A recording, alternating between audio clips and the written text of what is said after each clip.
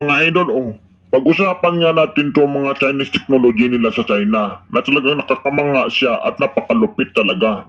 Katulad nito mga idol, tignan nyo naman yung harvester ng mga mani sa kanila. Ang lupit talaga. Ayan, kita nyo yung mga nag-harvest ng mani, Talagang pa-drive-drive na yan. Tignan nyo naman, Naku, dala na talaga araro yan. Harvest siya na dala talaga araro. Double purpose talaga yung mga traktor nila ng China. Ang lupit talaga ng mga technology nito. Tignan nyo mga idol, Talagang rekta na yung kuha laman. Tsaka yung laman niya, ayan, kita nyo, tinatapon lang ng traktor. Ang lupit talaga ng traktor nila sa China. Ito pa mga idol, tignan nyo naman si ate. Paupo-upo na lang talaga. Ganito yung mga machine nila kung paano sila gumawa ng mga kanal sa kanilang taniman. Para kung umulan siya, hindi siya talaga madali bumaha. Ayan, tignan nyo, Kasi yung traktor nila siguro, wala nang yung driver. Baka pre-wifi ba yan or remote siya.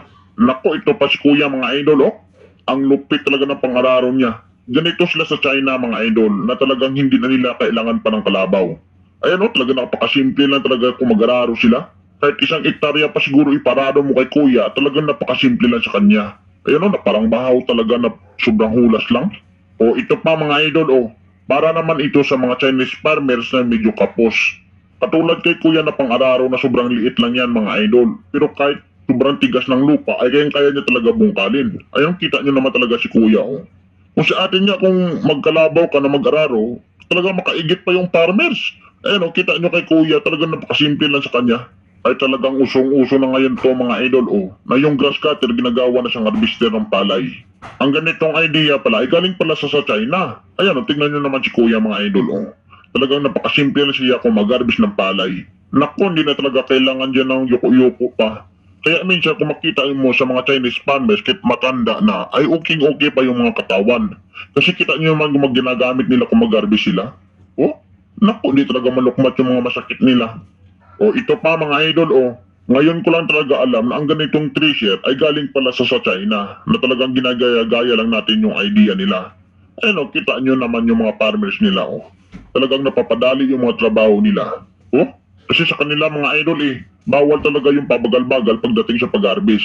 Ayun, kita nyo kahit mga farmers nila talagang pangpakyawan yung galawan yan kahit yung sweldo nila pang-arawan lang.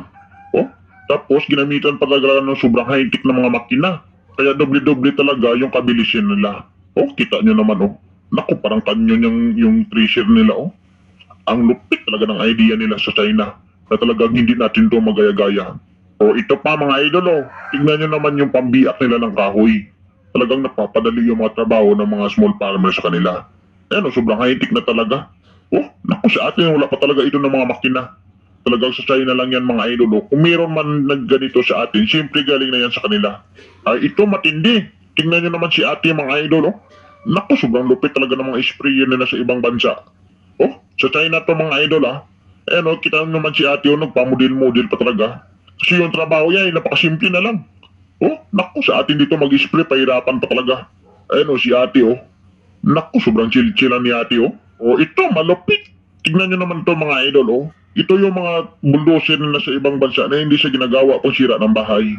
Ayan, kita nyo naman talaga, Pinapasok din yung mga Compose yan mga idol, Naku, tinatali-tali pa nila, Pero hindi yung tao yung gumagawa dyan mga idol. Talagang makina na siya. Napakalupit talaga ng mga technology nila. Naku, binalot na nila kasi ready to deliver na yan sa merkado, Yan yung binibinta nila sa merkado.